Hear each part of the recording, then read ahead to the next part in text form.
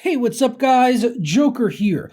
Today we're going to be taking a look at RTX features in Battlefield 5 yet again. I know we already did a video the other day, but we had limited ourselves at that time to just testing on the RTX 2080 Ti, and I was testing only at ultra settings, but I wanted to see if the $500 to $600 RTX 2070, currently the cheapest card in the RTX lineup, can actually RTX itself. Can the RTX 2070 even do it, even perform appropriately where you can actually take advantage of this technology? So I wanted to go back into Battlefield 5 and test again on a couple of different areas. I tested again on Rotterdam, as well as in the single player in one of the more intensive scenes of the game, and I tested with DXR off, DXR at low, and DXR at ultra, because I expected ultra to perform really bad. And the reason I didn't test medium and high is because after going back and looking at some of the comparisons, the one I initially showed the other day, in fact,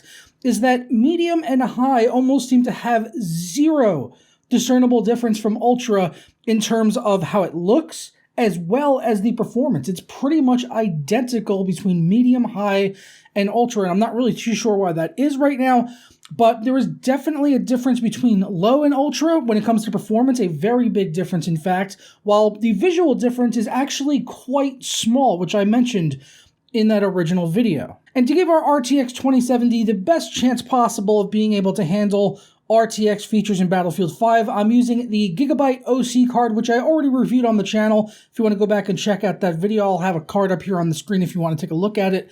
And I also overclocked the card by putting an extra 100 megahertz on the core and 500 megahertz on the memory, as well as increasing the power envelope as high as it could possibly go in MSI Afterburner. So I wanted to give the 2070 the best chance that it could, make sure that it was overclocked so that we're not leaving any extra performance on the table that we could be getting otherwise. And I did have that paired up with my i9 9900K, which is overclocked to 5 gigahertz. And my initial impressions were going around and playing the game on with the DXR features set to low, was that it actually ran pretty darn well. In a multiplayer match where I was playing TDM, I was seeing like anywhere from 70 to 90 plus FPS, so that wasn't too bad at all. However, putting it up to ultra, that was definitely a different story, as that impacted the frame rate heavily.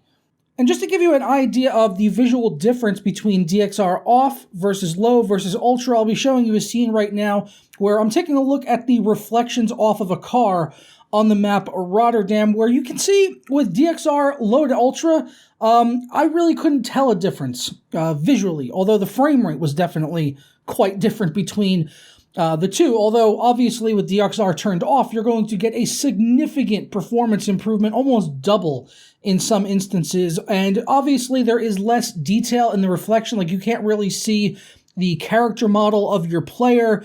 It's just a much lower quality reflection, as it is not really being done in real time. It's being done with traditional rasterization methods. So it's not going to be, exactly what you're seeing with DXR turned on, obviously, because that's, kind of why you buy an RTX card right now, is you want to be able to look at that kind of stuff.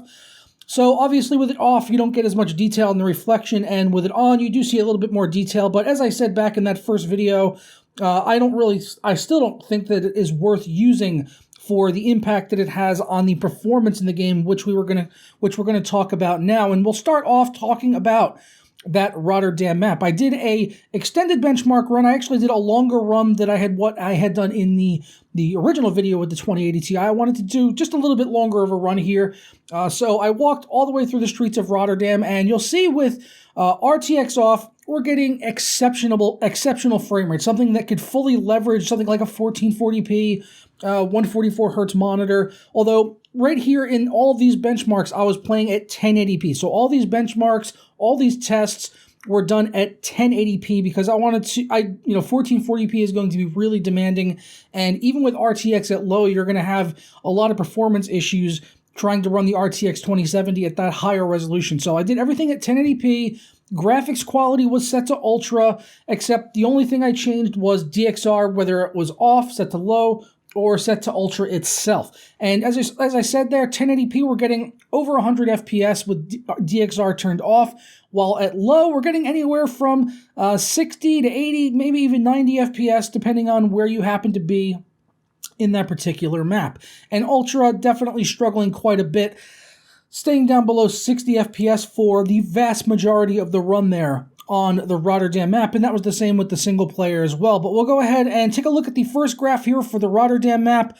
As I said, with RTX off, we got an average of 134 FPS and a 1% low of 122, while with RTX on low, we got an average of 79 FPS and a 1% low of 67. So that's definitely playable. You can definitely play with the RTX 2070 as long as you have the RTX DXR option set to low. And as I said, this was 1080p with everything else on Ultra, just the DXR option turned all the way down. And with the DXR option turned all the way up, we got an average of 58 FPS and a 1% low of 49. So I would say with it set to low, that's a very acceptable and playable frame rate. Although if you're picking up one of these cards to play at 1440p, you are definitely going to struggle to maintain 60 frames per second with the RTX 2070 and using DXR features. So you're really going to have to pick one way or the other there if you're trying to play at the higher resolution. But 1080p is not going to be an issue, and I could see a lot of 2070 users possibly playing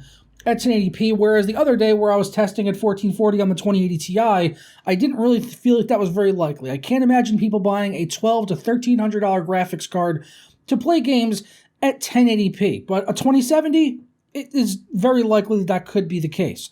Taking a look at the single-player map again, this is one of the more intensive scenes that I have been able to identify when using DXR features because there's a lot of moisture on the ground, there's a lot of foliage and fire effects, all of these different objects in the game world. With the way ray tracing works, they are having to be reflected in real time on any reflective surface, really, including the puddles on the ground, the vehicles off of the side of your weapon.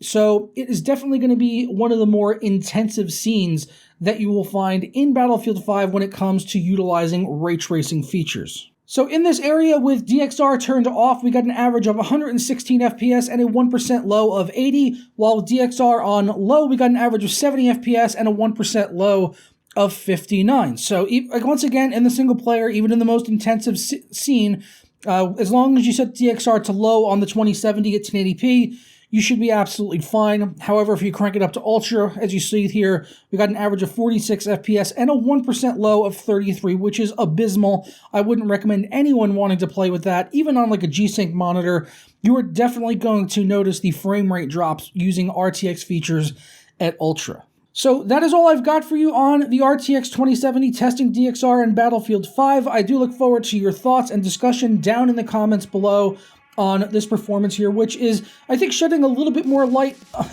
no pun intended, on the DXR features here, testing on a lower-end card like the RTX 2070, because you can see that at least you can take advantage of it. Just keep in mind, you're going to want to run it at low until maybe they deliver a patch, and maybe the medium, high, and ultra will actually start to show a larger visual change, where right now there's really none whatsoever. But my advice to anyone that has an RTX card, whether it's the 2070, 2080, or the 2080 Ti, if you are insisting on using the DXR features, to probably run it at low, because that, at least that way, you're going to be able to get a smooth, playable frame rate above 60 frames per second in most instances in multiplayer, as well as on the single player, even with the likes of the 2070 here. But, you know, 1440p is going to be more taxing, but I have no doubt like something like the 2080 Ti could probably handle 1440p as long as you do DXR set to low. Whereas Ultra, it's going to be a little bit harder for you to go ahead and get an enjoyable frame rate out of it. So if these numbers surprise you in any way, one way or the other, let me know down in the comments. I look forward to the discussion. As always, if you enjoyed this video or have found it informative in any way, let me know by leaving a thumbs up down below or a friendly comment. If you're new around here, you can go ahead and hit the subscribe button, or if you have been here for a while, you can always ring the notification bell. That way you never miss a moment of content as soon as it goes up here live on the channel. But I'm going to get out of here, and I will catch you guys tomorrow for another video. Ta-ra.